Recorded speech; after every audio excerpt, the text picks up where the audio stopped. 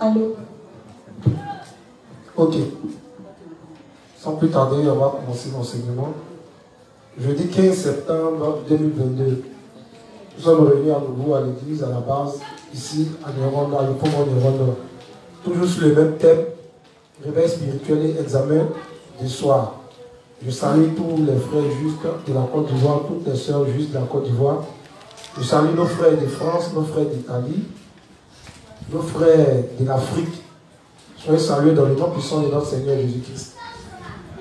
Que le Dieu des justes continue à raffiner chacun de nous. Une foi respectueuse, une foi éveillée, qui permette que chacun s'examine en profondeur pour corriger ce qu'il a à corriger. Qu'il permette que nous n'ayons pas une foi légaliste, qu'il se charge de régler tous les problèmes liés à la parole, à la compréhension de la parole, qu'il chasse de nos cœurs l'amour du monde, l'honneur, la gloire, l'argent, toutes ces choses-là qui divisent l'Église de Dieu. Qu'il nous permette chaque jour de faire des compromis spirituels avec le Seigneur uniquement. Qu'il soutienne dans ceux qui sont dans l'affliction, ceux qui ont perdu quelqu'un, un frère, un père, un enfant. Qu'il se souvienne de ceux qui n'ont pas de quoi manger, qu'il se souvienne de ceux qui n'ont pas de travail, qu'ils se souviennent de ceux qui n'ont pas de vêtements, qui n'ont pas de chaussures, qu'ils mettent dans nos cœurs l'amour de l'évangile, le principe de Matthieu 6, afin que nos besoins charnels soient comblés. Amen. Donc, on va continuer l'enseignement. Que le Dieu des justes soit lui merci pour la rémission des péchés qu'il nous a donné il y a 2022 ans. De cela, par son baptême, je suis par Jean-Baptiste, par son sang versé à la croix, par sa mort et sa résurrection qui atteste que lorsque nous allons mourir, nous allons ressusciter. Par son ascension, il nous a envoyé le Saint-Esprit et il nous a donné ça comme gage pour dire que nous sommes ses enfants. Merci Seigneur de nous montrer sans cesse que nous sommes dans les signes de la fin des temps. Merci de permettre que nous rachètions sans cesse le temps, que nous connaissions que nous sommes dans les temps de Noé, les temps de Sodome, et que les justes soient éveillés et que le courant du monde ne nous avale pas. Merci Seigneur de ce que tu nous as donné cette fois-là. Amen. Donc, pour continuer, hier, on a eu à travailler. Qui a des questions? Qui a des questions sur le thème? Par rapport à tout ce qui a été fait hier, qui n'a pas compris un élément de la parole, afin qu'on revienne rapidement là-dessus et qu'on progresse. Ça va pour tout le monde si la foi légaliste. Tu prends ton micro. Si la foi légaliste, on a longuement travaillé sur la foi légaliste en montrant la foi légaliste dans tous ses aspects. Oui, ma fille. En fait, j'ai une question. Oui. Est-ce qu'il y a des justes légalistes qui le sont inconsciemment? Ben oui. En donnant toutes les caractéristiques des justes légalistes, on a présenté beaucoup de faits. D'abord, quand quelqu'un s'appuie sur sa chair, il peut penser que ce qu'il fait est bon pour l'avancement de l'œuvre de Dieu. Mais au fur et à mesure, ça va se transformer en autre chose. Donc c'est dans l'église que lorsqu'il expose ses pensées, que qu'on le corrige, même si ça ne va pas avec ses pensées, il doit dire Amen. Parce qu'il a des prédécesseurs dans la foi devant lui. Tel qu'il a eu ses pensées, ses prédécesseurs aussi ont eu ses pensées. Donc les prédécesseurs dans la foi sont là. Voilà pourquoi on dit que quiconque n'a pas de guide, n'a pas de dirigeant spirituel dans son cœur, finit par quoi? Par mourir. Donc c'est les dirigeants spirituels qui nous amènent à corriger nos pensées. Donc au départ, on peut commencer comme cela, sans même de... Voilà pourquoi je dis qu'on peut être légaliste, sans savoir qu'on est légaliste. Voilà pourquoi j'ai présenté tous les aspects du légalisme. Ça va? Et on a vu tous les aspects. Et puis on a vu qu'il y a lui à qui il reconnaît parce qu'on lui a présenté ses erreurs.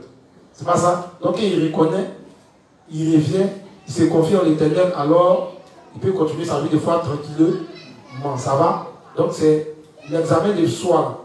Si tu n'arrives pas à t'examiner, les dévoirs sont là pour dire, ah mais le juste. On a remarqué, toi, à chaque fois quand il faut faire ça, tu te poses. Quand l'église dit qu'il faut t'unir, tu te poses. À chaque fois, comme ça. Donc souvent, ça peut venir sans qu'on s'en rende compte. Donc c'est l'église, voilà pourquoi si tu n'es pas uni à une autres qu'on ne te connaît pas, c'est difficile qu'on te suive. Donc les justes qui ne sont pas unis comme ça, c'est difficile. Quand ils sont unis aussi, s'ils ne présentent pas les œuvres du Seigneur, si on ne sait pas ce qu'il y a dans leur cœur, c'est difficile de les cerner.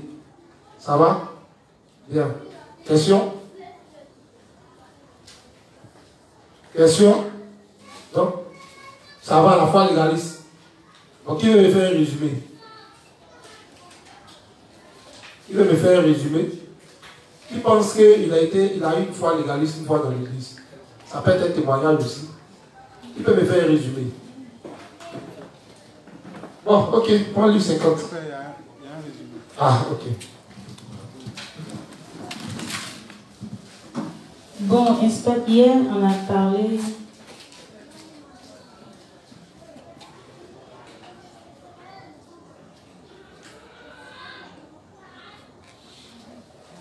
On a parlé des 3 types de personnes dans l'église. On a dit qu'il y avait les nés de nouveau, les pécheurs cachés, et puis les impies. Les impies, ce sont les justes qui vivent selon leur chair, leur désir charnel. Ensuite, on a parlé de la foi légaliste. On a dit que la foi légaliste, c'est le juste qui n'aime pas être gouverné, mais rêve de gouverner. Il aime l'honneur, la gloire, les félicitations. Ils ne font pas l'œuvre par nécessité, mais par ambition personnelle. On a dit que... On a parlé des conditions pour être rétabli quand nous tombons dans la foi légaliste. On a dit qu'on devait admettre et reconnaître ses erreurs, les rejeter et se confier à Dieu pour qu'il puisse rétablir notre cœur.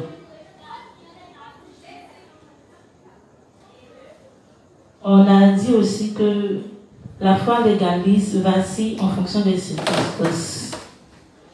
Quand c'est bon, ils sont prompts à féliciter, puis quand c'est mauvais, ils rejettent la faute sur les autres.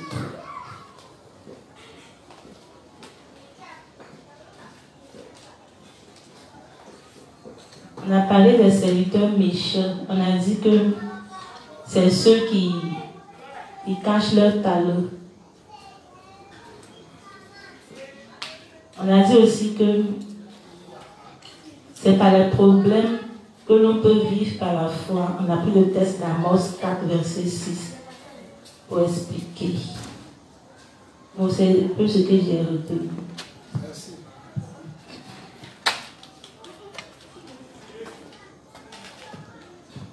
Livre 50, page 46, paragraphe 3, associé à la page 47, paragraphe 2. Celui que Dieu n'utilise pas. Celui que Dieu n'utilise pas. Livre 50, page 46, paragraphe 2, associé à la page 47, paragraphe 2. Celui que Dieu n'utilise pas.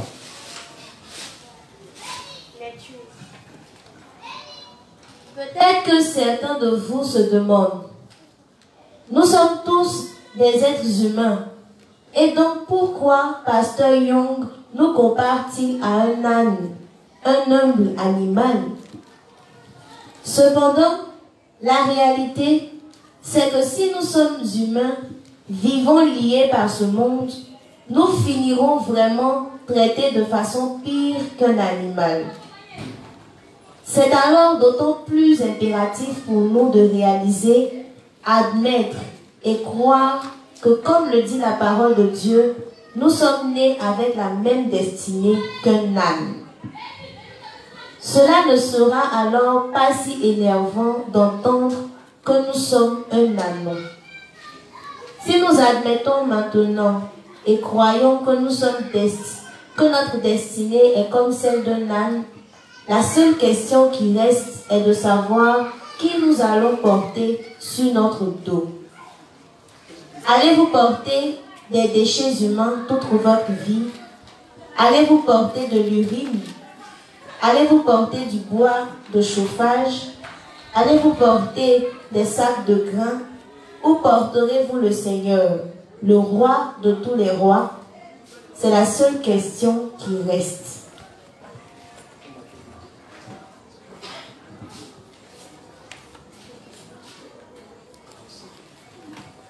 Si nous sommes nés de nouveau et appelés par le Seigneur, alors c'est en soi une énorme bénédiction. De plus, de même, si nous sommes des ânes, si nous pouvons porter Jésus et son fardeau, alors notre sort d'âne est meilleur que celui d'un cheval précieux dans ce monde. Réfléchissez-y. Un ânon qui porte Jésus, le roi des rois, n'est-il pas de loin plus attirant qu'un cheval qui porte un riche boucher? Nous sommes ni plus ni moins de tels ânes. Regardez des ânes. Il n'est pas âne ici. Vous êtes des ânes, non? Je suis un âne. Une ânesse, un âne. C'est ça, non? Donc, il pense qu'il n'est pas âne ici. Les ânes, les vilains, c'est voilà, nous sommes vilains à cause du péché. Nous sommes têtus comme l'âne, ou bien. Là, c'est un animal qui est très têtu. Ça va? Ici, le révérend est en train d'expliquer un fait tiré un peu du Matthieu 21 à partir du verset 2, je crois. Ça va? Pour prendre ça, on va lire, qu'on prenne ensemble connaissance. Matthieu 21. Lorsqu'ils approchèrent de Jérusalem et qu'ils furent arrivés à Bethphagée, vers la montagne des Oliviers, Jésus envoya 2 disciples en leur disant: Allez au village qui est devant vous. Vous trouverez aussitôt une ânesse attachée et un ânon avec elle. Détachez-les et amenez-les-moi. Si quelqu'un vous dit quelque chose, vous répondrez: Le Seigneur en a besoin. Et à l'instant, il les laissera passer. Or, ceci arriva afin que s'accomplisse ce qui avait été annoncé par le prophète. Dites à la fille de Sion: Voici, ton roi vient à toi, plein de douceur, et monté sur un âne, sur un ânon, le petit d'une ânesse. Amen. Donc c'est tiré de cette histoire-là qu'il est en train d'expliquer. Qui Jésus a envoyé aller prendre l'âne, et puis l'ânesse et puis l'âne. L'ânon. Hein? Qui l'a envoyé? Hein? C'est qui? C'est disciple, non? C'est pas ça? Donc le révérend nous a expliqué tout à l'heure que l'ânon représentait qui? Nous les justes. Mais ils étaient comment? Avant que le Seigneur n'aille les prendre. Donc Jésus les a volés, quoi. Ça va? Toute la terre appartient au Christ. Ça va? Je dis simplement que les animaux ici, là dont on parle ici, représentent tous les justes. Je dis que les justes ne doivent pas être attachés au monde. Et c'est seulement que lorsque nous sommes détachés du monde, alors que le Seigneur Jésus-Christ peut nous utiliser, qu'on peut servir le Seigneur, parce que l'âne, c'est un animal qui est là pour servir, il prend des grandes charges. C'est comme met sur son dos là, c'est pas petit. Et puis, il peut transporter ça. Donc c'est de la même manière que quand on est de nouveau aussi, le Seigneur nous demande à ce que on prenne cette charge-là, à savoir ce Jésus-Christ qui est notre roi. C'est quand on accepte de porter les charges, la charge de notre roi, que le Seigneur Jésus-Christ, c'est en faisant cela que Jésus-Christ peut rentrer avec nous quoi? À Jérusalem, une figure du paradis. Ça va un peu? Donc c'est toujours le même principe, tout est dans les Écritures. Et le révérend parle de ces histoires-là souvent pour expliquer les réalités spirituelles. Soit on peut s'arrêter, on va lire un principe. Mais souvent ça a trop coupé l'enseignement. Mais souvent je vais présenter de temps en temps des versets comme cela. Pour que vous voyez que les principes ne sont pas le fruit de notre imagination. Ça va? Donc tant qu'on n'est pas détaché, pas ici là attaché, il y a mon Dieu, tu ne peux pas. Donc le juste doit être détaché du monde. On a expliqué ensemble c'est quoi le monde et tout ce qui s'y trouve, à commencer par nous-mêmes, nos c'est et tout ce qu'on connaît. Ça va l'honneur, la gloire, les amusements qu'il y a dans le monde, la séduction du monde, tout ce que vous connaissez, c'est. Ça va? Bien. Donc on dit que si on veut être utilisé par le Seigneur, c'est une personne d'abord qui a renoncé à elle. Voilà pourquoi le Seigneur nous dit, si quelqu'un veut me suivre, il renonce à lui. Et puis quoi? Qui se charge de sa croix, donc il doit renoncer à lui premièrement. Se charger de sa croix, ça veut dire accepter les souffrances liées à la diffusion de l'évangile, tous les problèmes qu'on va lui donner, tout ce qu'on va lui dire de faire dans l'église, il accepte.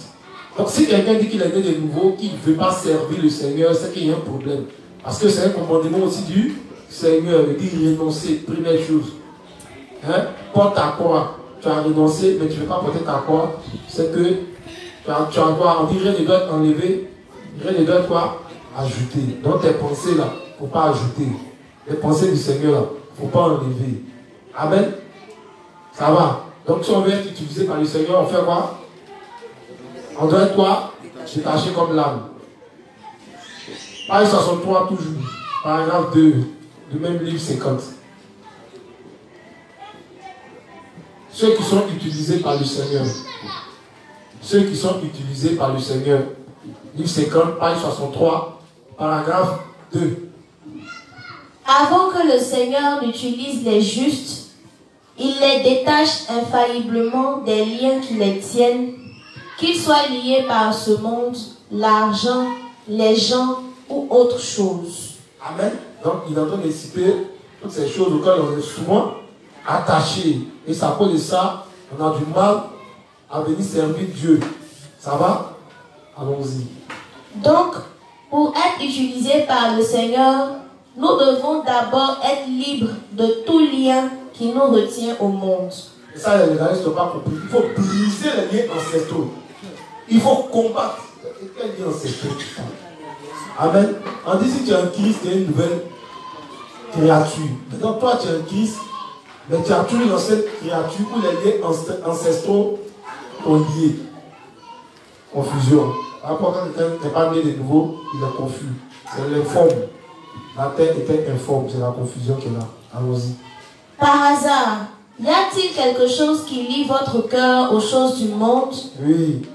Nous devons nous rappeler que si nous sommes attachés à autre chose qu'à l'œuvre du Seigneur, nous ne pouvons pas être utilisés pour son œuvre. Donc, examen de soi, chacun s'analyse et puis voir réellement à quoi il occupe ses pensées, son temps, son talent, son argent.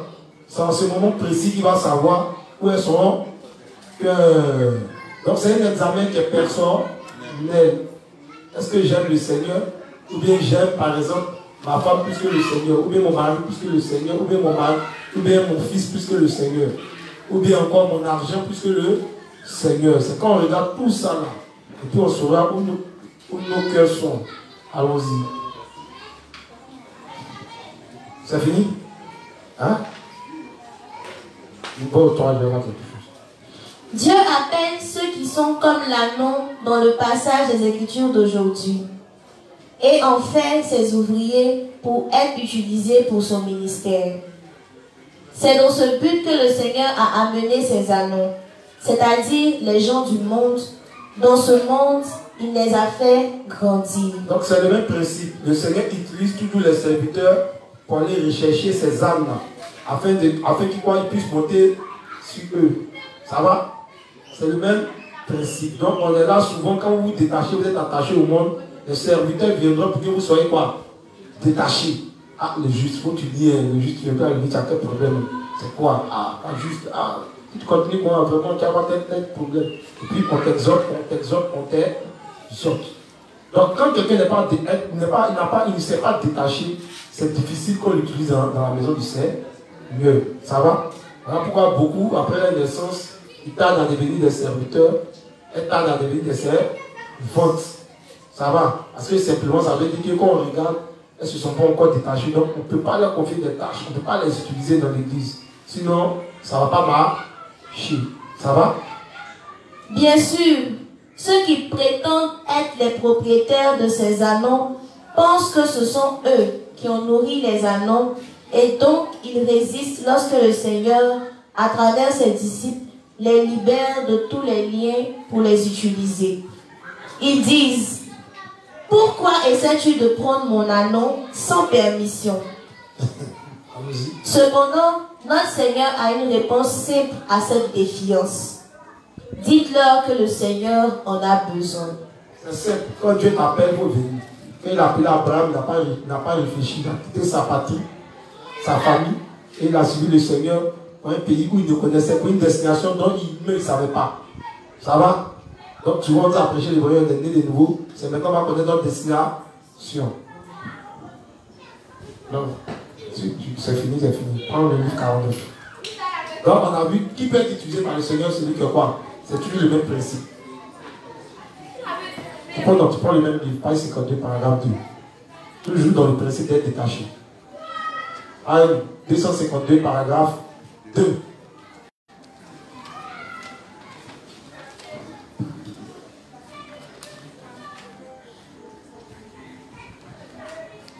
Livre combien? 50. Toujours livre 50.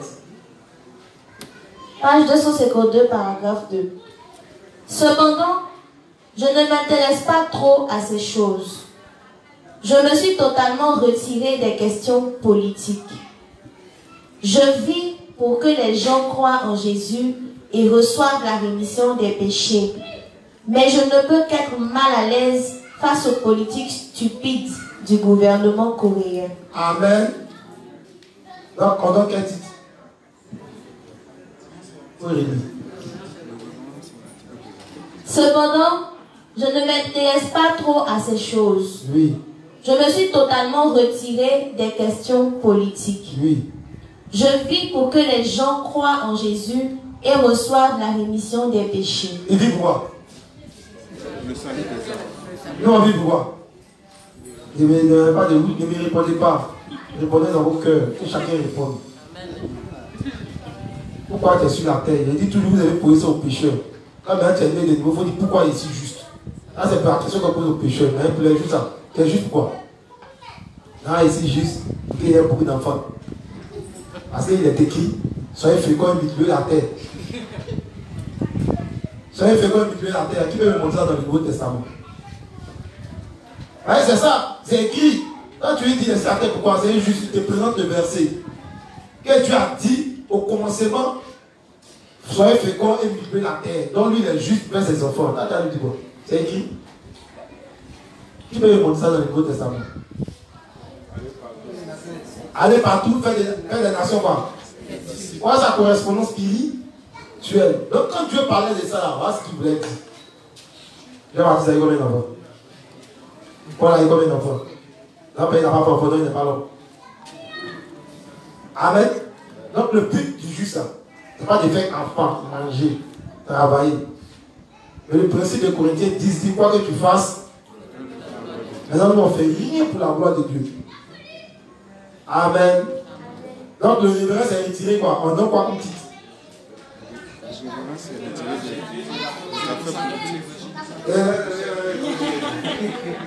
Le révérence est retiré des affaires quoi? Politiques. Ou vivre pour les évangiles. Donc il dit que les politiciens sont comment? Ils sont stupides. Merci ma grande. Donc il dit que les politiciens sont stupides. Donc si toi tu penses que tu es attaché à ça, tu dois faire quoi? Donc on martèle ça encore et encore ici, il y a d'autres qui sont énervés. Non, on est là pour parler. Ça te fait mal, c'est que tu es attaché. C'est ce que j'ai dit. Quand je te dis qu'on laisse quelque chose, ça te fait mal, c'est bon. Si ça te fait mal, c'est très bon. C'est que tu es attaché à la chose. Amen. Donc si on te dit là juste, laisse ton pécheur, laisse cette tablette de chocolat. Laisse sa couronne, sa barbe luisante, brillante, scintillante, attrayante. On dit qu'il faut laisser. Le gars, il dit de tuer ta foi. Il a dit, il dit non, je l'aime de tout mon cœur. C'est mon bodyguard. C'est mon handicap, c'est mon Cristiano Ronaldo. On dit là juste, il faut le laisser. Et puis ça te fait mal. C'est que c'est bon. Amen. Bien, dans le livre 50, on a vu quoi? Celui qui peut être utilisé par Dieu. Et puis on a vu comment on doit être, c'est ceux qui sont pas détachés. Oui. Je n'ai pas compris la partie des propriétaires de l'anneau qui refuse. Quand tu es attaché, qui est ton propriétaire quand tu es le nouveau? Quand tu es le nouveau, on a parlé à qui? Donc qui est notre propriétaire? Bien. Quand un juste n'est pas attaché à son propriétaire, il est attaché à qui? On dit qu'on ne sait pas l'évangile, on sait quoi? On sait notre chair. C'est pas ça? Donc les propriétaires là, c'est tous ceux-là qui sont autour de nous, ça s'appelle nos amis, nos émotions, toutes ces choses auxquelles nous sommes attachés là. On dit, il faut dire, mon ami, moi il est à l'église. Donc ta relation pécheresse par exemple, c'est ton propriétaire. Ton travail, c'est ton propriétaire, etc. etc. Et il est écrit aussi qu'il faut donner à César ce qui est à César, ne mélangez pas les choses. On est dans un cas bien précis. Voilà ce qui t'empêche de faire l'œuvre de Dieu, ton propriétaire là. On dit qu'il faut le lait. C'est pour suivre le véritable propriétaire qui est le Seigneur. Ça va? Ça va? Tu as compris? Ok. Livre 49. On descend. Au lieu de descendre. On était dans 50, on est dans 49. Page 192, paragraphe 3. Ce qui plaît à Dieu. Livre 49, page 192, paragraphe 3. On va voir ce qui plaît au Seigneur. Livre 49, page 192, paragraphe 3. Ce qui plaît au Seigneur. Quelle est l'œuvre la plus juste dans ce monde? C'est servir l'Évangile. Servir l'Évangile est l'œuvre la plus précieuse. Croyez-vous cela? Servir l'Évangile est ce qui plaît le plus au Seigneur. Bien, tu as dit de nouveau. Et puis ton parent te dit, même ton mari, même ta femme te dit, si tu continues à aller dans cette église, toi et moi, on se laisse. 50 ans de mariage, 7 enfants. C'est lui qui est ton devant, c'est lui qui est ton derrière. Cas pratique, on fait quoi? Et vous écoutez, on dit à 2 cas, donc donnez-moi les 2 cas. On peut reprendre la question. Qui a entendu la question? Je dis, tu es né de nouveau, garçon bien femme. Et il y a les garçons, dans le foyer, c'est les femmes qui sont garçons. Ton conjoint, là, il te dit, si tu continues à aller dans cette église, il te quitte. Il faut choisir entre ton église et lui. Cas pratique, tu fais quoi? Répondez-moi.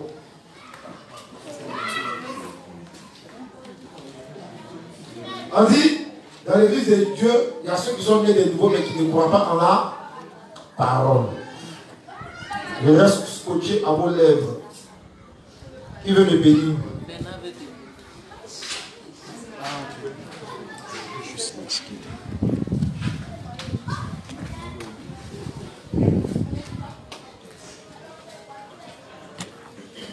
Personne ne veut répondre. Ah ouais, David. Merci que tu as le troisième bras du Saint-Esprit. C'est le juste Lansky, c'est normal. Enchanté le juste Lansky. Le petit frère de l'inspecteur Bodi. Le grand frère, Ah non, le petit frère de la foi, je ne peux pas comprendre. Ah d'accord. Je ne me trompe pas. Sois sérieux. Sois sérieux Lansky, c'est chèque par tout ça. Allons-y. Bonsoir, c'est le juste Lansky, de la zone du Maroc. Oui. Ok. Bon. Étant né de nouveau, si je suis avec une femme qui n'est pas née de nouveau et qui me demande de laisser l'église pour pouvoir être avec elle, franchement, bon, déjà dans un premier temps, je sais une chose avec les enseignements que j'ai appris, la priorité pour tout juste là, c'est de servir Dieu. Ça c'est le point essentiel. Et quand tu rentres dans le texte de, je pense que c'est Jean ou Matthieu, là, le premier commandement de Dieu, c'est qu'on l'aime de tout notre cœur. Or, l'aimer de tout notre cœur, c'est prêcher son évangile. Donc, si une femme avec qui je suis me demande de laisser Dieu afin de la suivre, c'est comme si je devenais adultère. Ça veut dire que je n'aime pas Dieu même. Donc, mon premier choix là, c'est sans équivoque, elle va quitter devant moi. Amen. C'est c'est l'important. Parce que il y a un truc que c'est dit. Souvent, c'est dit quand il vient prêcher, il dit une chose. Souvent, les dimanches, quand nous sommes nonchalants, il dit, mais vous êtes nonchalants. Alors que vous êtes juste. Normalement, vous devez être en joie. Pourquoi? Parce que quand vous mourrez, nous allons partir. Éternellement, vous êtes en joie et vous serez heureux. Donc, si tu n'as pas compris, c'est-à-dire l'importance de ce que tu as reçu, c'est ce qui va t'amener peut-être à pouvoir suivre cette personne-là. Il s'agit du salut. Moi, je peux être né de nouveau, je sais que vivre après ma mort, dans bon. Et puis une personne va me dire de venir la suivre pendant les heures la suivante. Amen. Donc, parce qu'il a donné son choix, regardez, il veut faire la prédication. Merci. Qui d'autre? Qui d'autre veut répondre? Devant.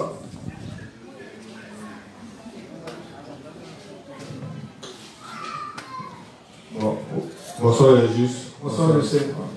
En tout cas, à une telle question, il faut voir en même temps la fin du monde, quoi. C'est-à-dire, c'est comme si c'est Satan même qui te proposait ça. Oui. C'est genre la masse 666. Tu prends le style, ou bien tu meurs. Voilà, moi c'est comme ça que je vois les choses. Et je préfère suivre le Seigneur mourir que de prendre cette voie-là. Ok. Je vais dans le même sens encore. Comme il a parlé du mariage, il y a des nouveaux. Tu as eu bac, tu as eu BTS. Tu as fini, tu as eu ton doctorat à l'âge de 21 ans. Tu as cherché travail quand tu as 48 ans. Il y a 2 ans, tu as 50 ans. Et tu reçois un travail, on va te payer 1 million. Et puis, le gars te dit à condition que tu abandonnes le Seigneur. Ta famille, elle te met pression. Ta femme qui est restée à toi dans ta galère, te met pression. Tes parents te mettent pression. Tu as 6 enfants, pour les nourrir, c'est difficile. Donc, deuxième cas pratique. Pas lorsqu'il merci, Dieu a bien béni. Quelqu'un d'autre. Deuxième cas pratique. On fait quoi? Et c'est pourquoi il pose cette question. Là, quand les temps viendront, personne n'a de me poser des questions. Parce qu'il connaît bien les stratégies spirituelles. Allô? Allô? Bonsoir à la juste. Bon, je vais prononcer sur le deuxième cas parce que une chose me dit les choses, une chose me les vit. Voilà, le pasteur Lida a l'habitude de dire que celui à qui on parle de la fête et puis celui qui a déjà eu faim, on parle la même manière de comprendre la fête. Ce que Dieu veut, c'est qu'on choisisse son œuvre. Voilà, concernant le travail, moi, j'ai fait l'expérience de ça. C'est pour ça que je vais me prononcer. Quand j'ai mangé, je faisais un travail où les week-ends étaient mieux payés. Voilà. Donc, c'est-à-dire que si je travaille samedi et dimanche, je touche entre 50 et 150 000 pour les 2 jours de travail. Donc, pour le 4 week-ends, ça fait beaucoup d'argent. Mais j'ai aimé l'évangile pour à chaque fois que j'étais au travail et que j'imaginais que les gens étaient tellement en train de me laisser, vraiment j'avais mal. Donc j'ai mis en prière et j'ai dit à la structure que je ne peux plus travailler les week-ends.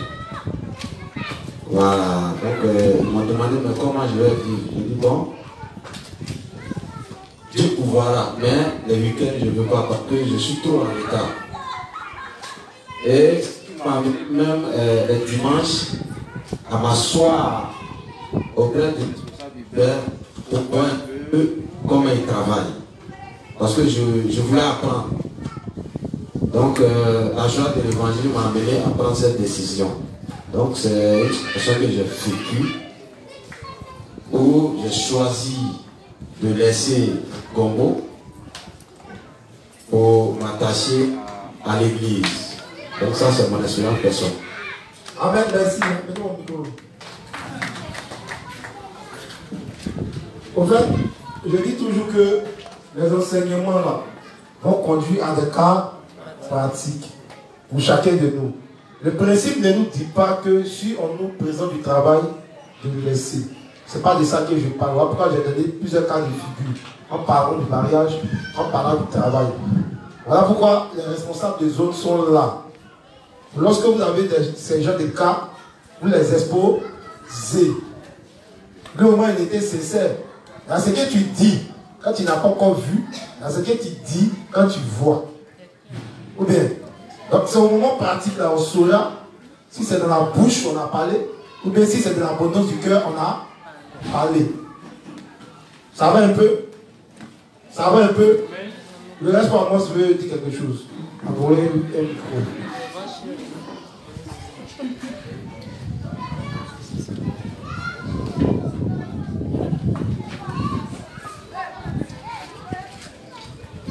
Oui, moi c'est juste un boss.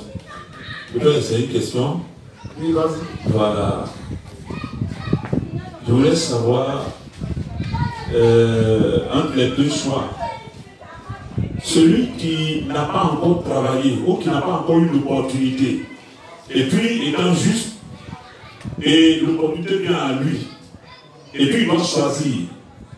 C'est lui qui prend le temps de prier avant de dire non à ça, ou bien c'est celui qui est déjà dans le travail et puis on lui propose, par exemple, des heures supplémentaires, ou bien on lui dit le poste où tu es là, maintenant là, voici comment vous devez travailler, mais on va vous payer comme ça. Et c'est lui qui a le temps de prier pour prendre une décision. Entre les deux, lequel doit réfléchir deux fois avant de prendre une décision. On doit prier d'abord avant de prendre une décision. J'ai situé mon exemple dans un canevas bien précis. Le canevas, par exemple, que tu viens de donner, peut-être c'est le canevas qui me reste pour Bonaventure. Il dit voilà un gars qui n'a jamais même travaillé. Nous, on a rencontré ça. Moi, j'ai rencontré ça, personnellement. Dans le début de ma formation, j'ai rencontré ça. Peut-être que je n'ai jamais rendu ces témoignages, je n'ai jamais dit j'ai rencontré ça. À un moment donné, quand je suis né de nouveau, je cherchais du travail. J'ai dit ici, j'ai passé concours CAFO. Police, il n'aime pas le quoi, mais il est fait. Et vous voyez mon âge avancé. J'ai passé concours DNS. J'ai payé, même mes parents ont payé. Et je venais de net, quand ils ont payé, peut-être à 2 mois avant ma naissance. Puis pasteur parlait du principe qu'un jour je ne paye pas concours, ça me faisait mal. Ça m'énervait. En toute franchise. Vous voyez un peu, donc quand je venais expliquer ça à pasteur me parlait des autres qu'on devait prendre. En tant que il dit, mais il a quel problème ce gars? Ils sont fous de mon problème. Donc le diable a commencé à parler dans mes pensées. Mais au fur et à mesure que j'étais uni à l'église, mes pensées se corrigeaient. Et mes inquiétudes, si mon avenir, ont commencé à passer progressivement, en comprenant les Écritures, auprès de quoi? Des responsables. Jusqu'à ce que Dieu me permette que j'ai moi aussi, aujourd'hui, des entrées d'argent. Et je mange à ma faim, même si peut-être les temps sont durs actuellement, mais je sais que je mangerai jusqu'à ma faim. Ça va un peu, non? Mais quand j'ai servi le Seigneur, j'ai vu qu'il m'a comblé.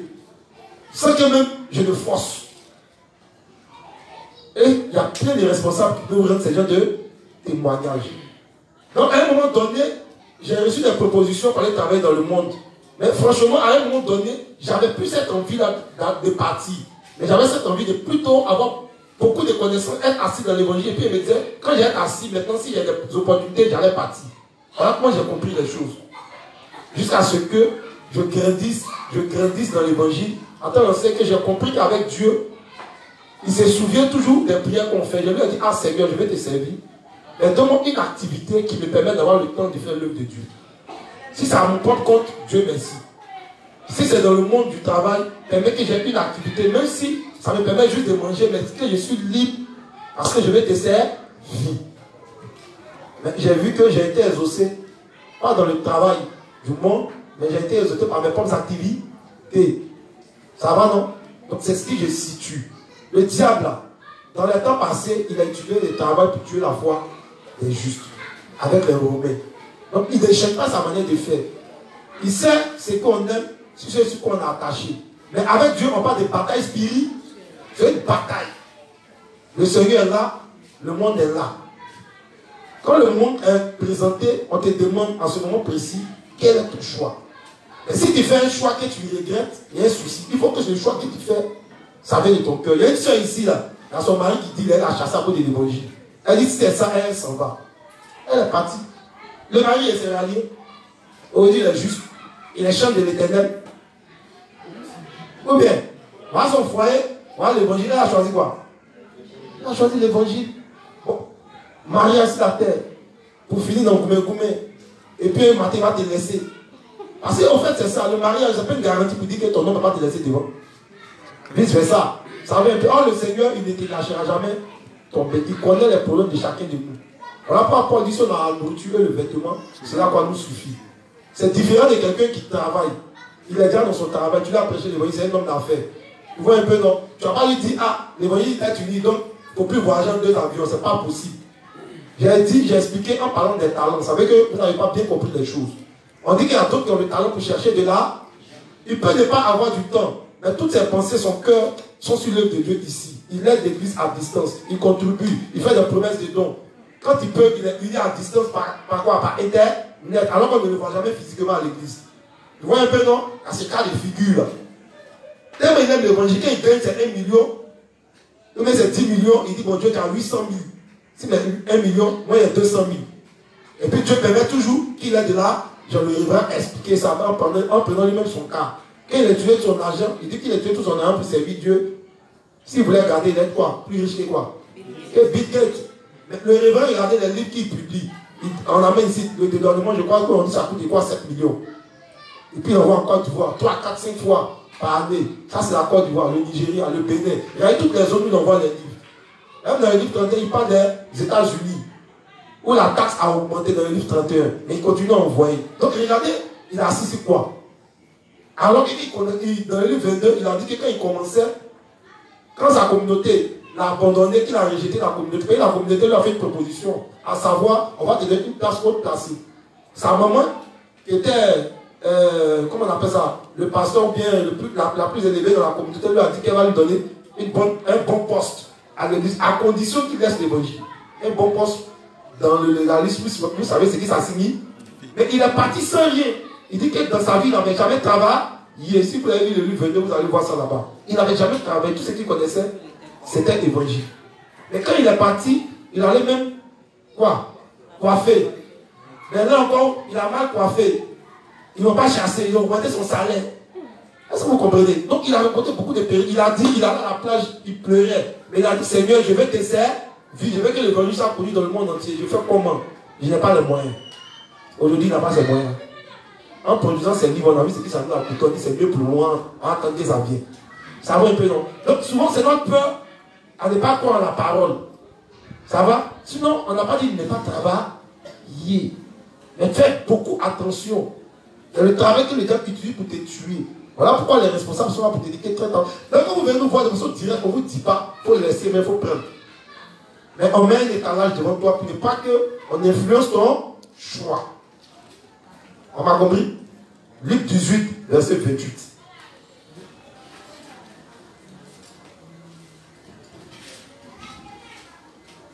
Luc 18, verset 28. Pierre dit alors, voici, nous avons tout quitté et nous t'avons suivi. Pierre dit non, tout quoi? Et puis on va quoi? Et Jésus leur dit, oui. Je vous le dis en vérité, je vous le dis frère là, il n'est personne qui, ayant quitté à cause du royaume de Dieu, à cause de l'évangile, sa maison, ou sa femme, ou ses frères, ou ses parents, ou ses enfants, ne reçoivent beaucoup plus dans ce siècle-ci. Dans ce siècle-là, Dieu dit tu vas recevoir quoi? Beaucoup plus. Hein? Et dans le siècle à venir, la vie éternelle. La vie éternelle, c'est quoi le souci? Soit on croit en cette parole, soit on ne croit pas. Il y a des cas pratiques. Je vous explique des cas pratiques. En commençant même par notre leader international qui est le révérend Paul Young. Et il y a des cas pratiques ici à l'église. Ça va? Ça va? Donc la question reste posée et chacun s'examine. Livre 48. Page 65, paragraphe 3.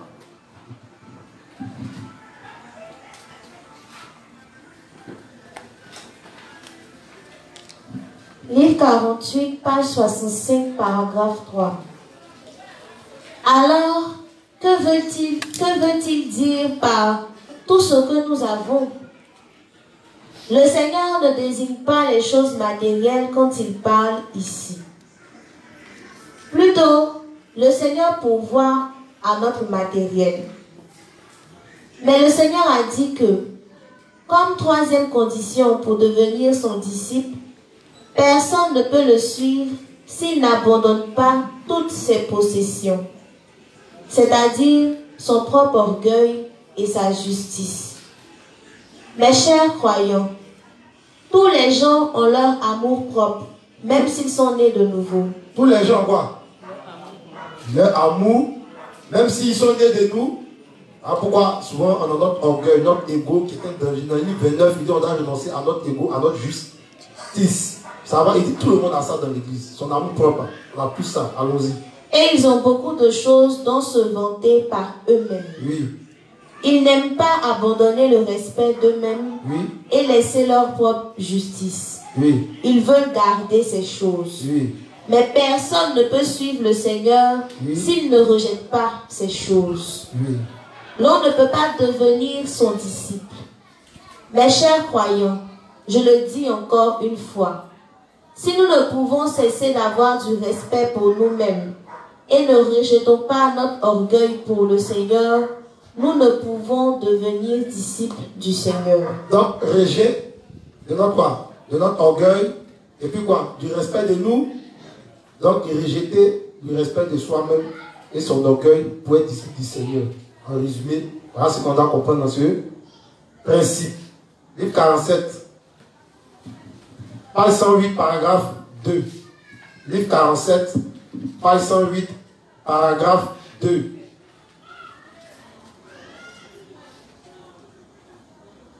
Livre 47, page 108, paragraphe 2. C'est vrai, Dieu nous exhorte quotidiennement par l'évangile de l'eau et de l'esprit.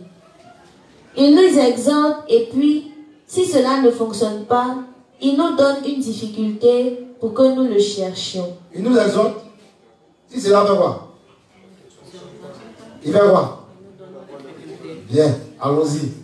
Dieu fait vraiment des choses variées pour nous sauver. Il fait des choses variées pour nous sauver. Exhortation, difficulté. C'est différent, allons-y. Il enlève parfois même des gens pour qu'ils ne perdent pas leur salut. Est-ce que vous comprenez même? Oh, Fatou, elle doit partir vite. Il faut que l'inspecteur va devenir veuve, payer une nouvelle femme qui t'encourage, qui doit venir. Amen. Eh, Fatou ne veut pas amen. Fatou. Ça va un peu, non? Donc, si c'est que ta affaire est bizarre, il peut te prendre. Et puis, on va l'acheter. Hein? Si. Comment j'en ai dit? Si le chemin sont des hautes rivières. Ça va un peu, non? Donc, Dieu peut parfois tuer un juste. S'il sent que ta foi est trop. Tu vois un peu, non? Il dit, bon, toi, il faut te reposer un peu. Il dit, bon, là, justement, nous. Tu fais trop de bruit, allez. Tu vas te reposer un peu, ma soeur. Il faut que l'inspecteur sédique soit vif. On a tué toutes les femmes des inspecteurs. Elle ne veut pas travailler. Nos femmes, on fait comment? On prie. Et elles sont fâchées. Elles ne peuvent rien me faire. Elle dit, ça s'est passé. Elle a donné, elle disait, ça s'est passé. Dieu a tué pourquoi? D'accord? On a prié, on a mis nos cahiers, on s'est concerté. Si vous arrivez à chercher à rien dans le cahier de police des inspecteurs, vous allez voir. La prière sans séquencer. Seigneur, allons-y, ma fille, lecture. Il enlève aussi d'autres gens en les tuant quand ils s'opposent à lui et à son église à la fin. Donc les pécheurs aussi, là, ils s'opposent à l'évangile, là. Dieu les tue, les justes aussi, Dieu les tue, allons-y. Que fait Dieu s'il les enlève? Comme je viens de le dire, Dieu n'est pas juste comme une bonne personne. Quand il est furieux, il dit aux anges, je vais devoir jeter cet homme dans le feu éternel de l'enfer. Allez d'abord, allez voir, quittez-moi les fâchés. La fumée sort du tabernacle, tout le monde fuit. Je dois le jeter dans le feu qui ne cesse jamais. Oui. Allez le chercher. Allez le chercher. Alors, l'ange de la mort va chercher l'âme de la personne. Ouais. Le corps d'une personne se rédit à la mort. Donc, Dieu est là et puis les choses ont tué, oui. Dieu est là. Ou bien, donc s'il est mort, quand tu pleures ton père, il est où? À Dieu la vie. À Dieu là. C'est lui qui est sage. Après David, quand le gars est mort, il faut chier, il s'est lavé, il a amené un tas de foutouets sur la rachis de la main. Et là, ils sont étonnés. Pourquoi tu es pas en deuil? Oui. Aaron perd ses enfants et puis dit si tu pleures, tu vas voir. Faut dire là-bas. Il est bizarre. Il ne te connaît pas. Il t'a dit que tu es plus juste. Et puis il dit ah, tu es plus juste. Là, il dit ah, bon, t'attends. Il va te jeter. Allons-y, un gars qui a toujours raison, c'est pas mieux de se rallier à lui. Ah, cher. Tu as parlé avec Satan, Dieu t'aide. Tu as parlé avec Dieu, tu fais comment? Je ne peux expliquer combien c'est difficile de déplacer un corps comme cela. Si vous le manipulez rudement, les parties du corps peuvent se détacher. Quoi qu'il en soit, l'ange de Dieu amène l'âme devant Dieu disant, « Dieu, je l'ai amené. » Alors Dieu dit, « Petit voyou. »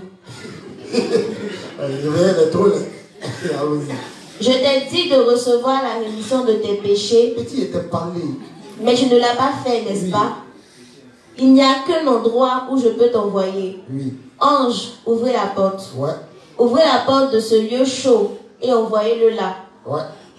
Le Seigneur Jésus-Christ a dit à ses disciples de craindre Dieu parce que notre Dieu ramènera ses corps raides à la vie et les jettera avec les âmes dans le feu qui ne s'éteint jamais au dernier jour. Tu es mort, il te ressuscite, il te donne un corps de punition, un corps damné. Avec ce corps, tu vas sentir le feu de l'enfer. C'est la vérité. Il y a sans aucun doute un jugement de Dieu qui attend chaque pécheur, comme la Bible dit, et il appartient aux hommes de mourir une seule fois, après quoi vient le jugement. Hébreu combien? 9, 27. Combien? Ceux qui vont fondre, ils connaissent ce verset, mais ceux qui ne vont jamais fondre, ils ne peuvent pas connaître. Livre 47 toujours, page 204, paragraphe 3.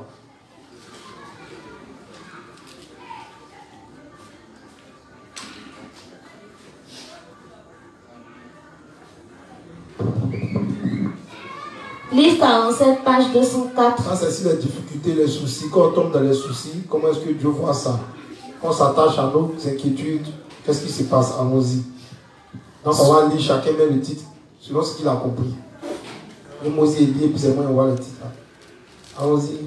Cependant, le problème, c'est que nous oublions souvent de pratiquer la parole du Seigneur. Une telle omission arrive parce que nous pensons seulement à la chair. De nos jours, même les gens qui ont reçu la rémission des péchés tombent dans le piège d'être absorbés seulement par le fait de gagner sa vie. Et le Seigneur a dit ces paroles parce qu'il se souciait de cela. Ou bien, il se soucie seulement. Vraiment c'est chaud, mais comment? Ils sont fous. Prêche pas l'évangile, qui vient te voir, c'est de ses problèmes seulement qu'il parle. Il est tellement inquiet pour son avenir, il est tellement inquiet pour sa situation. Le Seigneur dit c'est pas bon. Allons-y. Tu continues de lire, on va commenter. De nos jours, même les gens qui ont reçu la rémission de leurs péchés tombent dans le piège d'être absorbés seulement par le fait de gagner sa vie. Et le Seigneur a dit ces paroles parce qu'il se souciait de cela. Si ceux qui sont nés de nouveau et ont reçu la rémission des péchés tombent dans de telles choses matérialistes à répétition. À répétition. Il se soucie seulement. Il se soucie seulement. Tout son problème, c'est son avenir. Son avenir charnel. Il va devenir quoi? Il va devenir quoi? Mon âge avance. Ici vieillot, est-ce qu'il y a un enfant? Ici vieillot, est-ce qu'il est marié? Dieu. Je suis juste. Dieu, il faut se senser. Dieu. Dieu. Allons-y. Ils finissent loin de l'église. Ils finissent où? Ils finissent où? Ils finissent où? Bien. Allons-y. Il est difficile de sortir d'un tel état d'esprit une fois qu'on y est tombé. Il dit il est difficile. Il y a un autre principe, il dit que méditer sur l'évangile nous permet quoi? De vaincre les problèmes. Alors tu médites comme en étant uni, en faisant les fronts, en écoutant encore les enseignements, les cantiques. Ça fortifie, ça régénère. Ça va? Mais si tu restes isolé, c'est le diable qui va te parler. Il aime bien les personnes isolées. Voilà pourquoi quand le gars est parti dans sa grotte là-bas, il sait qu'il a vu l'ange Gabriel. Et qu'il a vu là-bas. Il aime les gens, quand il t'isole, il aime ça, Satan. Quand il a vu elle isolée, il dit, oh, voilà, point facile. Comme un lion, il attaque. Nous souffrons de difficultés quand nous tombons dans une pensée charnelle. Nous souffrons de difficultés quand nous tombons dans une pensée quoi? Donc si on ne veut pas souffrir des difficultés, on doit tomber dans une pensée quoi? Donc quand tu vois ça, maintenant tu dis, bon attends, c'est lui, elle lit mes livres, puis là, mes pensées vont tout m'avaler. Puis tu prends les livres, tu commences à lire, tu écoutes les prédications, les spectacles, Saint-Chèque, etc. Pour Jean-Pierre, tu écoutes les prédications encore et encore. Et tu vois, souvent tu es là. Moi, ça m'arrive, moi, je ne sais pas si ça vous arrive. Hein. Quand même, je sens que j'ai des soucis. Souvent, je suis là et je dis, bon, je regarde mes livres. C'est vrai qu'on a lu beaucoup de livres, mais on rumine tout jour, c'est très important. Il dit, bon, il a lu les livres. Là. Et quand je prends, il dit, hé, mais le jour, il a quel problème? Pourquoi il parle de mon affaire? Ça te parle. Et ça résout souvent ton problème. Il dit, mais il t'explique, et puis il dit, mais attends, c'est pas le même problème, mais il y a quel souci? Et puis tu es fortifié. Tu t'en fais ton front, mais tu viens faire tes enseignements, et puis tu es à l'aise. Le Saint-Esprit grossit, ta chair grossit. Amen. Ça va? Et puis on veut te raqueter alors que toi-même, tu es sorti d'amener 200 000, paye à 200 000 si toi, Amen. Et tu sens bon, mais ta bouche plus les 200, ça fait 200 000. Donc tu es serein. Quand les pécheurs te voient, ils veulent toujours t'expliquer. Mon frère, c'est comment mon affaire là? Oh, toi, mais c'est chaud. Tu dis, oh bon, à ce moment-là, ça va pas, ça va pas. Il ne croit pas. Aïe. Si ça va pas, il ne croit pas. Oh, ça va pas. Ça va? Allons-y. Donc quand tu vois, tu roules ta voiture, on dit, bon, ça va. Oh, souvent, ça va pas. Les gars, pas avoir voiture, mais c'est pas payer l'argent. Donc souvent, hein, c'est ainsi. Allons-y. Vous et moi tombons souvent en tentation parce que nous tombons aussi dans une telle pensée. On tombe en tentation parce qu'on tombe quoi? Donc c'est la pensée qui amène Satan à nous quoi? C'est simple. C'est pas qu'ils ont pensé, ils fuient les douleurs. Je dis, vous voyez. Je lui dis, il faut laisser ça.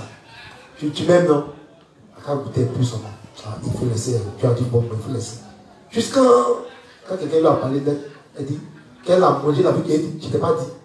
C'est qui ça là? C'est bon. Dieu là, c'est son problème qui est là. Tiens, goûtez bébé. Goûte à voir, goûte à voir. Goûte à voir. Il dit, ah, t'es sûr. Elle dit, ah, moi-même pas 2 semaines, moi j'ai encore. Il dit, ah, t'as mangé. Moi, tu es où? Il a mangé. Il dit, qu'il a mangé, il a su, bébé. Tu es un amour. Je t'aime de tout mon cœur, de toute mon âme, de toute ma force. Il est tombé. Ça va? On est tenté. Parce qu'on aime, lorsqu'on tombe dans les pensées, allons-y. Une fois que nous tombons dans des pensées charnelles, nous ne pouvons réfléchir à ce qui plaît à Dieu et faire l'œuvre de service de sa volonté fidèlement. C'est simple. C'est la confusion qui te prend en tant que juste. La peur, tu es confus. Parce que tu es tellement attaché à tes inquiétudes, à tes pensées, à cause de tes problèmes, que tu finis à faire quoi? À quoi? Il faut redire. Une fois que nous tombons dans des pensées charnelles, nous ne pouvons réfléchir à ce qui plaît à Dieu. Tu ne peux plus réfléchir à ce qui plaît à Dieu. Tu ne sais même pas. Tu ne viens pas à l'église, tu n'es pas uni, tu ne dis pas. Au fait, tu es une foi bizarre. Ça va un peu, non? Donc quand on dit, ah, mais le juge, ah, il faut lire tes livres, mais qui vient, c'est ce problème, qui vient t'expliquer pas ces problèmes que tu ne dois pas aller. Il est fâché. Il est fâché. Amen. C'est le 47 qu'on lit. La page 204 et la page 205. Ça va? Continue la lecture.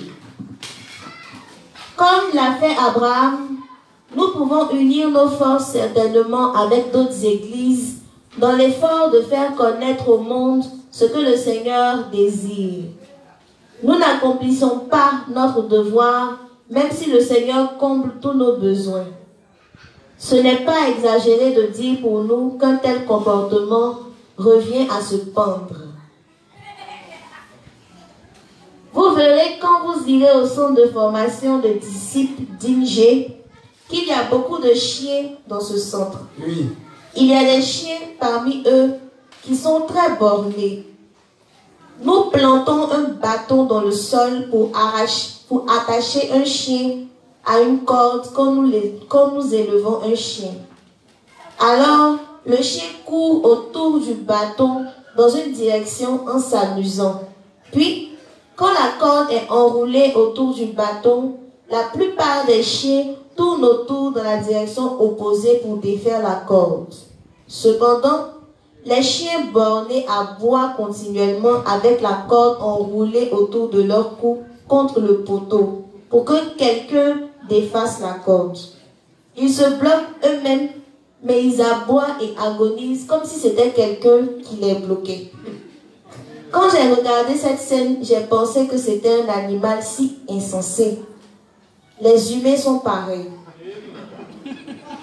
Jésus a regardé une telle pensée aux gens qui se vantaient de leur richesse, confiaient leurs âmes et leur vie à leur richesse matérielle et croyaient qu'ils pouvaient recevoir ainsi le salut. Comme le chien qui agit avec entêtement, sans savoir qu'il y a un autre moyen de courir quand il a fini d'aller dans une seule direction, beaucoup de gens se comportent comme cela, même s'ils ne devraient pas insister avec entêtement sur leurs pensées étroites d'esprit comme cela. Amen. Pas des commentaires. C'est compris. Donc si tu vas être un chien comme cela, sois un chien quand c'est fermé, il va dans l'autre sens. Amen. Bien. Livre 47 toujours. Page 206, paragraphe 3. Page 207, paragraphe 1, 2 et 3.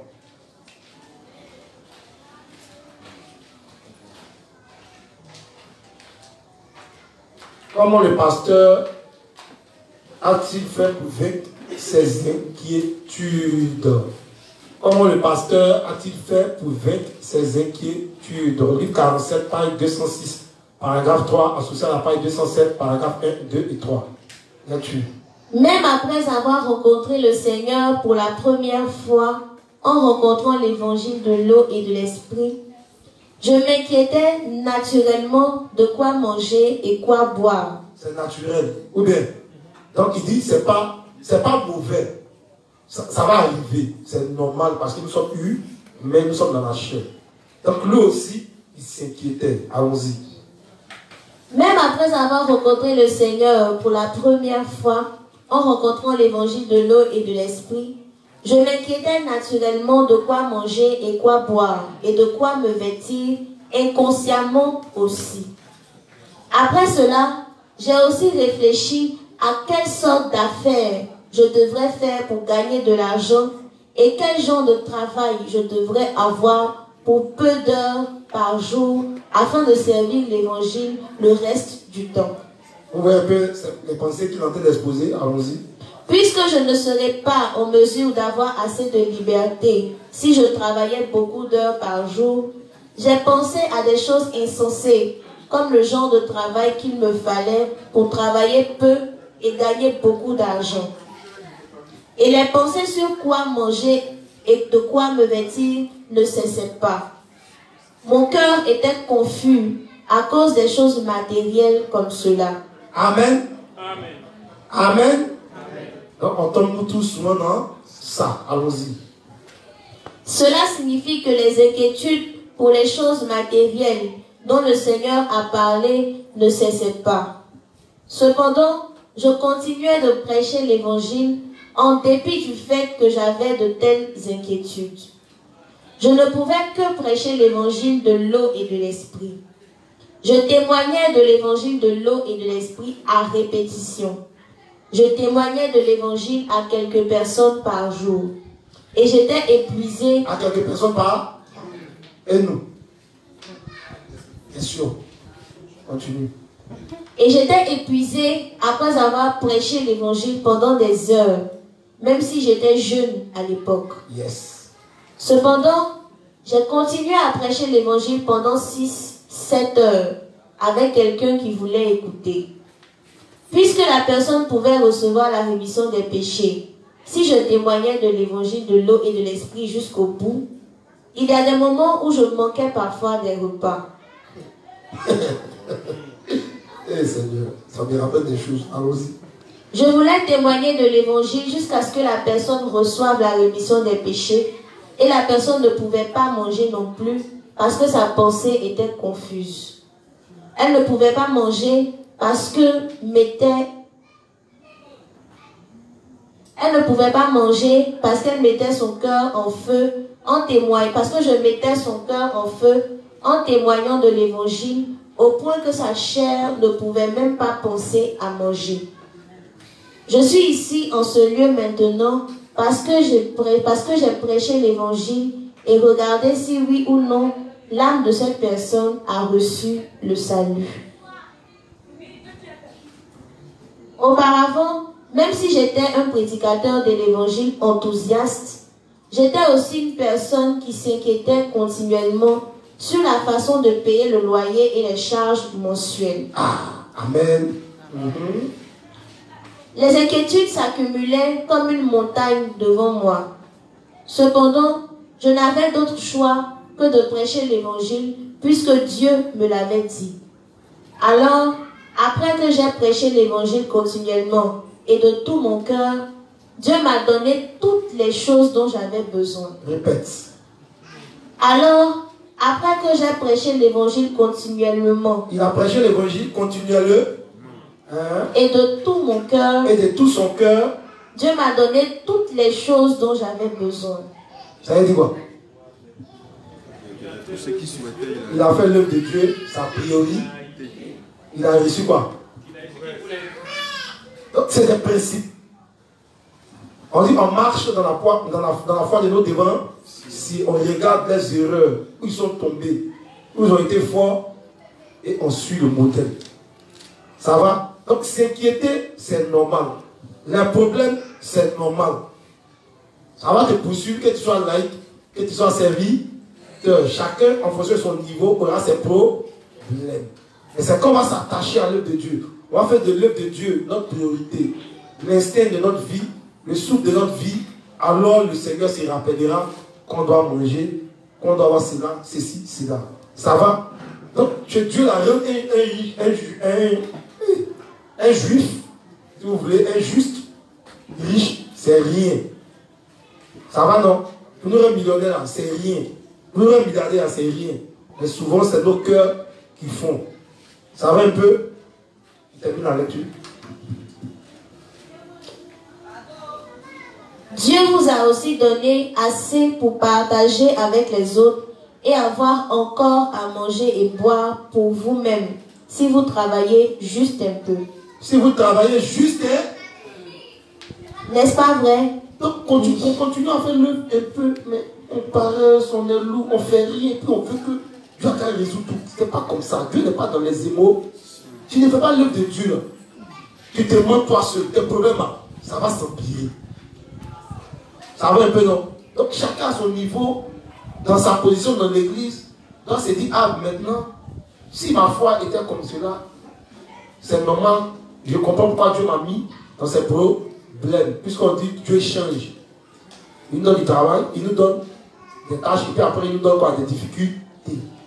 Donc quand c'est le temps des difficultés arrive, le révérend nous dit voilà on doit faire pour résoudre ces problèmes. Plutôt que de pleurer, il va faire l'œuvre de Dieu. Ça va? Je sais de quoi tu as besoin, je vais créer les conditions au moment opportun. Soumets-moi tes inquiétudes et va faire mon œuvre sur le mot. Fais de ça ta priorité. Ça va? Ça va? Ça va? On a compris? On accepte? Et on marchera dedans, non? Ah, d'accord. C'est fini? Page 242, paragraphe 2. Page 242, paragraphe 2, toujours dans le même canevas. Page 242, paragraphe 2, livre 47. Nous devons bien manger, porter de bons vêtements et bien dormir. Donc il dit, n'aimez point le monde, il explique, donc ça veut dire que on va porter de bons vêtements et c'est mauvais. Dans ta démarche spirituelle, il y a tout de s'appeler. Aïe. C'est quoi le rapport? Dieu t'a béni. Il faut t'habiller. Mais c'est comme maintenant, toi tu cherches l'argent seulement pour t'habiller. toutes tes pensées, il faut que tu sois le mieux habillé dans l'église. Pourquoi on parle de toi? Ça, toi, tu es un idolâtre. Allons-y.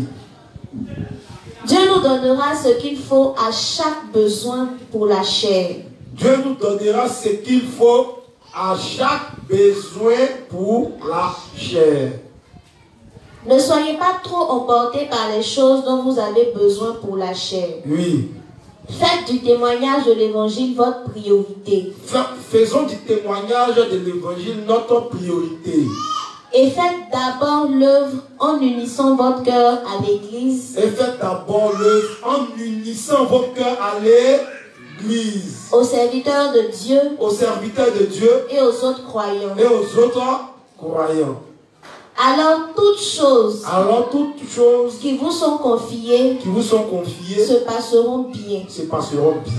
Tous les problèmes de la vie seront réglés par le Seigneur. Amen. Comme une corde nouée est dénouée. Amen. Tout se passera bien. Bien. Intéressant, non? C'est intéressant, non? Mais dès qu'on va sortir d'ici, boum, on a oublié. Allons-y. Ne vous inquiétez de rien de charnel. Oui. Ne vous inquiétez pas de quoi manger, quoi boire et comment gagner votre vie. Oui. Vous n'avez pas beaucoup de quoi vous inquiéter, même pendant les temps de la faim, si vous êtes bien dans le Seigneur. Relis ça, c'est intéressant. Vous n'avez pas beaucoup de quoi vous inquiéter, oui. Même pendant les temps de la faim. Même pendant les temps de la faim, oui. Si vous êtes bien dans le Seigneur. Si on est vraiment mauvais? Ah, ok. Vous devez juste tout gérer avec foi. Tout gérer avec foi. Vivons avec foi. Prêchons l'évangile. Prisons dans la présence de Dieu. Dieu, permet-nous d'évangéliser cette année. Oui. Donne-nous la foi. Oui. Permets-nous de témoigner à beaucoup d'autres âmes. Des sujets de prière comme ça. Allons-y. Permets que nous et beaucoup de gens à travers nous mangent la nourriture spirituelle pleinement. Oui. Fais que beaucoup d'âmes reçoivent le salut et qu'en cette année nous recevions beaucoup de bénédictions dans la présence de Dieu. Amen. C'est magnifique, non? Oh, ça me donne la chair de poule. Ça va?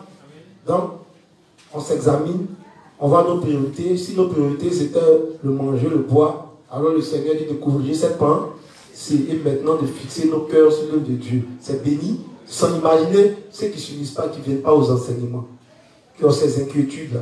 Ils ne suivent pas sur le net. Comment ils vont résoudre ça s'ils ne savent pas? Ils seront en train de compter sur leur propre force pour pouvoir manger, pour pouvoir survivre. Alors que quand on s'intéresse à l'œuvre de Dieu, Dieu s'intéresse aussi à nous. Dieu doit d'abord manger chez nous. On voit qu'on ne mange quoi? Chez lui. Les choses spirituelles doivent prospérer. On voit que les choses matérielles, le matériel que Dieu nous donne, c'est juste des avantages. Et encore là, même c'est encore pour le servir. Ça va? On comprend ça bien. Voilà pourquoi on dit qu'il est bénissant de s'unir. Quand on est unis, les pensées charnelles sont corrigées et les inquiétudes de la vie, les soucis sont évacués. Lorsqu'on comprend et on accepte au fur et à mesure la parole du Seigneur. Voilà pourquoi on dit venez, venons. Venez aux enseignements. Vous allez apprendre. Amen. Amen. Livre 46. Page 154.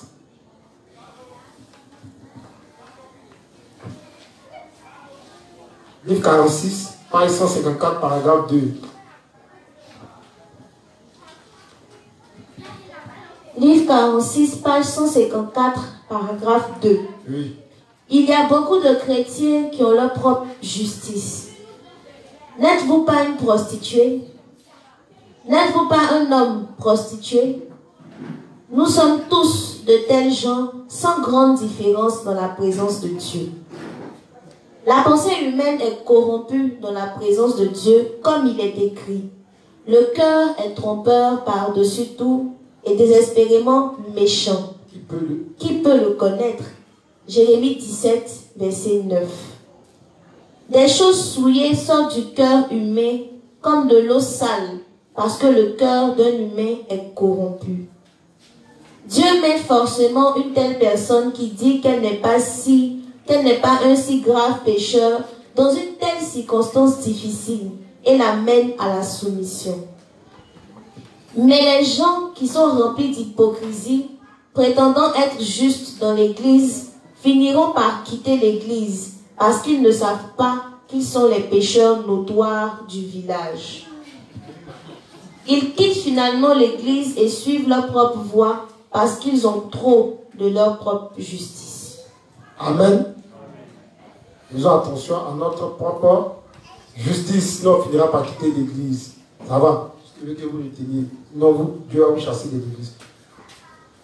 Livre 46, page 183, paragraphe 2. Toujours dans les inquiétudes.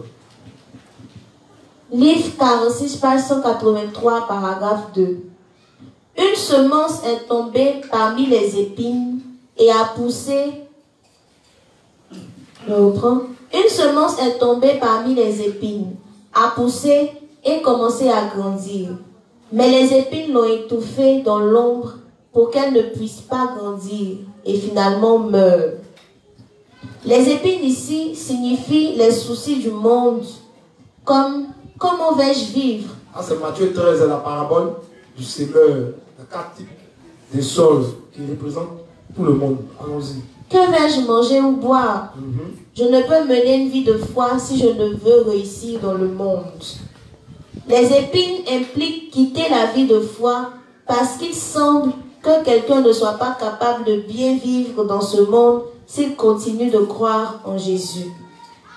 Ceux qui ont un tel terrain épineux du cœur pensent qu'ils ne peuvent vivre heureux s'ils croient en Jésus et ainsi ils ont tué la foi en eux-mêmes en poursuivant les valeurs du monde parce qu'ils aiment tellement le monde.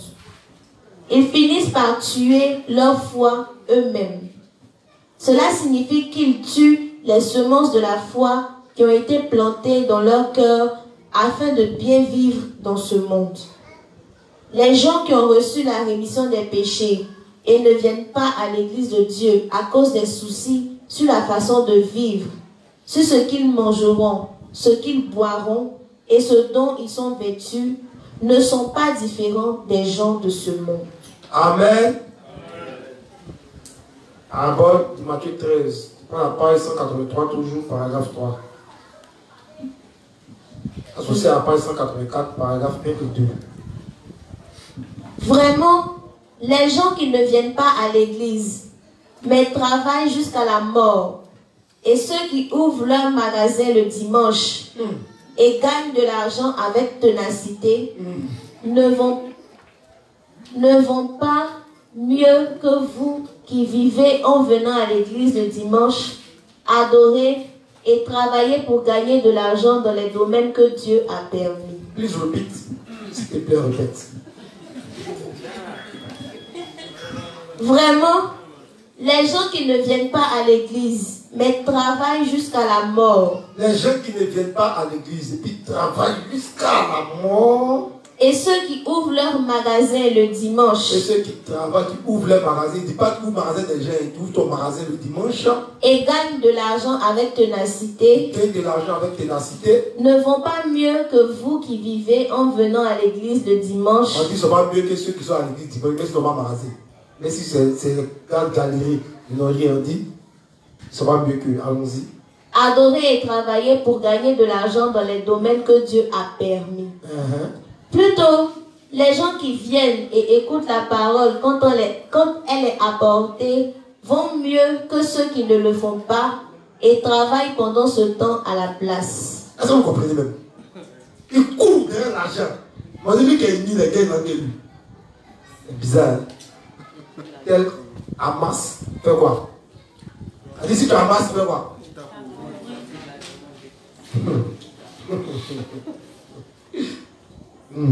Ça va vous être dit où c'est des livres. Donc, tu mets quelqu'un à venir, elle dit la juste, tu mets le juste. On dit, tant, elle te fait mal, mais elle parler, et mon prédécesseur a parlé. Donc, si tu veux, tu peux ne pas croire, mais va tester. On dit tester, rester. Va tester, tu vas voir à la fin. Allons-y. Ils n'écoutent pas la parole de Dieu, travaillent seulement toujours et s'intéressent seulement à gagner de l'argent. Oui. Pensez-vous que Dieu bénira ces gens-là? Comment ces gens peuvent-ils gagner de l'argent? Comment peuvent-ils devenir riches? Oui. Il y a plus de moyens de dépenser de l'argent pour eux. Oui. Comment peuvent-ils devenir riches? Oui. Ils tombent dans les soucis du monde et s'inquiètent pensant: que vais-je manger? Que vais-je boire? Oui. Je ne peux réussir en allant à l'église comme cela. Je ne peux devenir ça. Dis quoi? Mon cœur ne rend mon nez. Même le ministre vient transfert dimanche. Mais non, pouvoir, ta tête est fermée. Non, il y a soutenu l'œuvre de Dieu avec l'argent. Ça, c'est la technique. Oui. Allons-y. Je ne peux devenir riche ou meilleur que les autres en faisant cela. Oui. Mes chers croyants, c'est la façon dont cela se présente selon les pensées de la chair de l'homme, n'est-ce pas? Les pensées du monde sont ce qu'elles sont. Ce que ces gens pensent ne sont pas les choses du point de vue de Dieu. Dieu donne un bon repos à ceux qu'il aime et donne des récompenses à ceux qui le craignent. Les bénédictions peuvent être nôtres seulement quand Dieu nous les donne comme il est écrit. Si l'Éternel ne bâtit la maison, ceux qui la bâtissent travaillent en vain. Si l'Éternel ne garde la ville, les sentinelles veillent toujours en vain. Donc, si la prospérité est bâtie, que ce n'est pas Dieu qui a bâti cette maison de prospérité, elle finira par s'écrouler, tout va finir. Ton argent va finir. Amen. Maintenant à Job, c'est fou. Ça va? Il est 21h moins 5. Question.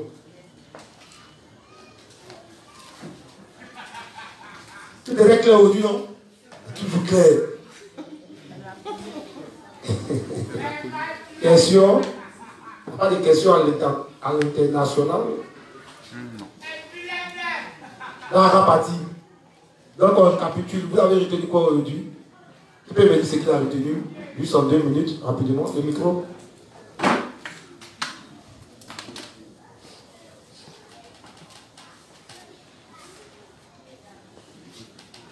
Juste lève ta main, on va venir toi.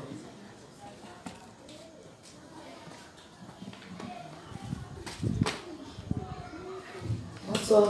Bonsoir, juste. Comme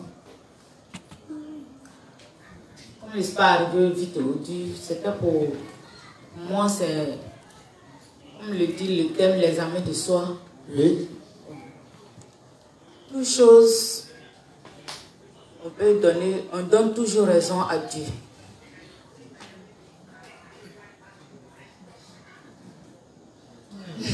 Vas-y, hein. Vas-y, juste. Bon, il y a beaucoup de choses que je n'arrivais pas à accepter. Il faut le dire. C'est comme si c'était un témoignage que je faisais en même temps. Bon, je le dis parce que j'aime pas les trucs de nature, j'aime pas les trucs qu'on parle derrière moi. J'aime qu'on me dise la vérité en face, que ça soit vilain ou bien joli. J'aime qu'on me dise. Même si on doit discuter, on va discuter, mais à la longue là, quand je vais m'éloigner de toi, c'est toi qui vas avoir raison, sûrement. Avec mes pensées en calculant selon Dieu. Bon, il y a des trucs qu'on arrive à me dire, comme on le dit, elle n'aime pas faire l'œuvre. Elle n'aime pas l'œuvre de Dieu. Elle marche avec les démons. Elle est diabolique. Elle est pécheresse. Toutes choses dans la parole de Dieu existent, comme je l'ai reçu. Hier, comme c'est là, quand je suis allée à la maison, je cause beaucoup. J'aime beaucoup parler. Parce que moi, quand quelque chose me déplaît, je préfère parler que de me regarder. Si je regarde là, je m'énerve beaucoup. Et quand je m'énerve là, la colère peut durer au moins des jours. Des jours même. Même que te vois que tu n'arrives pas à me dire ce que tu as dit derrière moi, que te vois encore, cette colère se relève. Donc, comme c'est là, hier, quand je suis partie me coucher, à 1h40 par là, je me suis réveillée au milieu de la nuit. J'étais en train de... Je voulais écouter les enseignements. Et quand une idée est venue dans ma tête que Dieu prend les trucs de la terre, les images de la terre pour expliquer les trucs spirituels. Une maison qui est construite, elle est montée au chaînage, qui n'a pas de couverture, comment elle devient? Elle a des moisissures. Je suis une maison qui a des moisissures. Les couvertures sont les responsables, les devanciers que je n'en ai pas. Parce que c'est ce que mon idée est partie là-dessus, c'est ce que j'ai eu comme enseignement dans ma tête. Comme on le dit, toute chose te rappelle quelque chose pour que tu puisses renoncer et aussi te faire racheter devant Dieu. Quand tu as une maison inachevée, que tu prends les rides, il faut te mettre en cause. Je n'ai pas de problème aussi que ça. Comme on dit, tout problème, si un juge dit qu'il n'a pas de problème, c'est que c'est un menteur, ce qui n'est pas juste. J'ai des problèmes tels que tu peux prier pour que Dieu m'aide.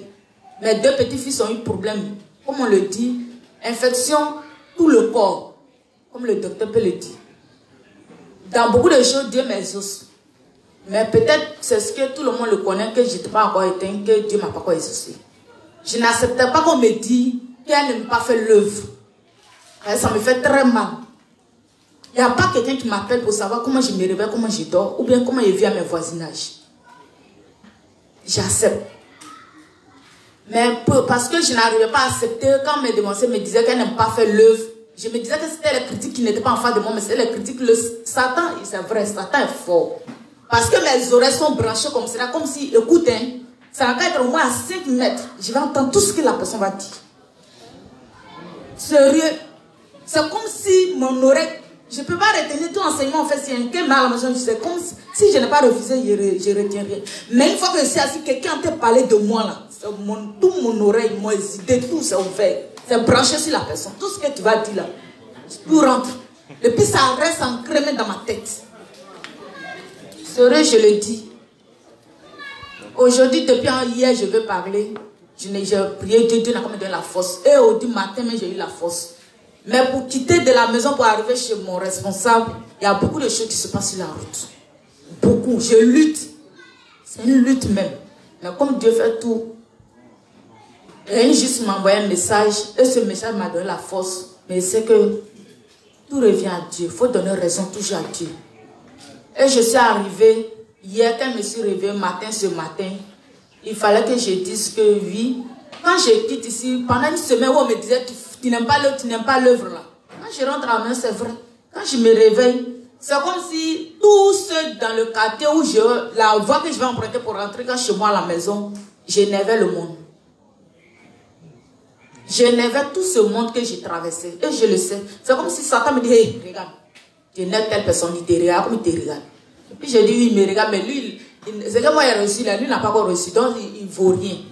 Il n'a pas me regarder, c'est lui qui ne vaut rien. Si c'est un juge qui me dit qu'il me regarde, si c'est un juge qui me regarde mal là, je sais ce qu'il entend me dire en me regardant mal. Donc lui il me regarde mal là, il ne dit rien, puis je passe. C'est comme ça que j'ai lutté pour passer quand arrivé chez moi à la maison. Donc ma lutte là, c'était comme cela. Donc c'est une manière de dire que tout chose faut examiner, mais quand je vais parler, je finis de parler, tout ce que je viens de dire là, en tout cas, je sais que ce qui va m'arriver, c'est plus grave encore. Satan va venir poser des trucs encore, c'est plus grave que ce que j'ai traversé. Donc je remercie Dieu pour la force qu'il m'a donnée ce soir-là, pour que je puisse dire que je n'arrivais pas à accepter qu'on me dit qu'il n'aime pas l'œuvre de Dieu. Amen. Je n'arrive pas à accepter. Sérieux. Amen. Dieu te bénisse. Merci. Donc, c'est important de s'examiner, de connaître ses faiblesses, de les reconnaître et de demander la force à Dieu. Viens comme ça, le micro. C'est bon de reconnaître ses faiblesses. Et elle, au moins, elle reconnaît qui elle est. Et nous devons prier les uns pour les autres. Amen. Donc, il est 21h, il n'y a plus de questions. Donc, on doit retenir une question par derrière, bénir la vie, bénir.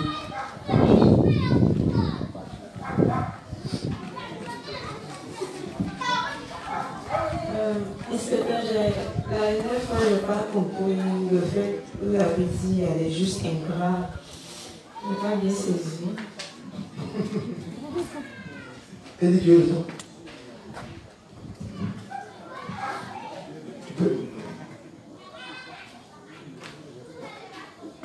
tout ça là, vous mettez dans le panier de juste méchant. Un ingrat, c'est qui? Il y a quelqu'un qui ne reconnaît pas. Il est ingrat. Il fait quelque chose. Ton enfant te lever quand un matin, il s'avance chez lui, il ne devrait plus visiter, il ta main est sorcière. C'est un ingrat. Donc, les ingrats ici, là, en général, ça représente les justes, là. Ils n'aiment pas faire l'œuvre de Dieu. Ils ont reçu l'évangile et puis ils préfèrent vivre pour eux-mêmes. Dieu les considère comme des les ingrats. Ça va? Ça va? Voilà. Donc, nous ne sommes pas des ingrats spirituels. Dieu nous a sauvés, on donne la rémission des péchés. Si on n'est pas reconnaissant pour sauver d'autres âmes, on est des ingrats. Il y a des questions avant? Ah oui, il y a des questions en ligne. Il y a des questions en ligne. Vas-y rapidement, si on ne peut pas tout répondre, il y a répondre demain. Ok. La première question, c'est le juste Élisée Dri. Il dit, est-ce que c'est normal que quelqu'un manque le culte du dimanche pour une cause de travail? Est-ce que c'est normal que quelqu'un manque le culte? Sa question n'est pas précise. On est rentré dans un contexte bien précis. Toi, peut-être avant de croiser l'évangile, tu travailles un dimanche dans le mois. Ça va un peu, non? Mais sa question n'est pas précise, donc il ne peut pas répondre de façon précise. Mais on est rentré dans un carnaval où, dans le livre 46, c'est bien ça, Myriam a expliqué. Si c'est à cause de ton argent, tu ne veux pas venir, tu nies. Il dit, ce que tu es en train de chercher là, tout va s'écrouler. Toi-même, tu fais exprès. C'est que, même dans la Bible, il y a le sabbat. Il y a un jour de repos. Toi, du lundi au dimanche, il n'y a pas de sabbat dans ta vie des fois. Pourquoi? Parce que tu dis que c'est dimanche là. Et ça marche.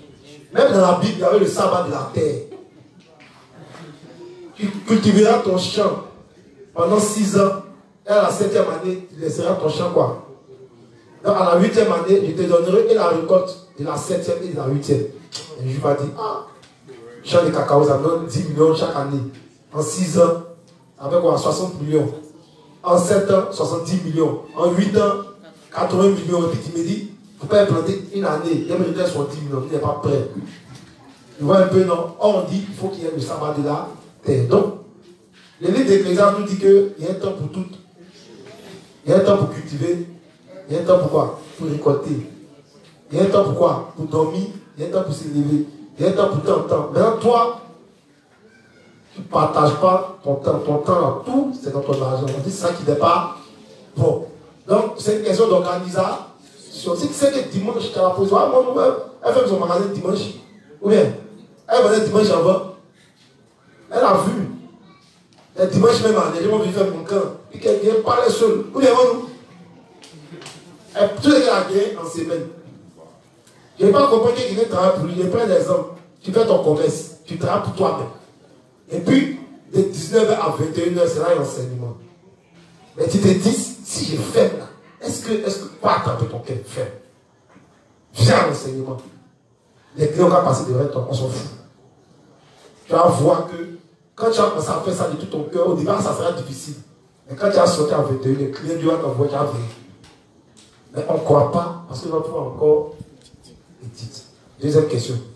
Bon, en fait, le père, tu as déjà répondu à la Ok, question. Dieu soit loué si j'ai anticipé dessus. Donc, si sûr, on va s'arrêter là pour aujourd'hui parce qu'il y a des personnes qui quittent loin, il y a des femmes qui sont mariées, les maris ne sont pas justes, ils risquent de se fâcher.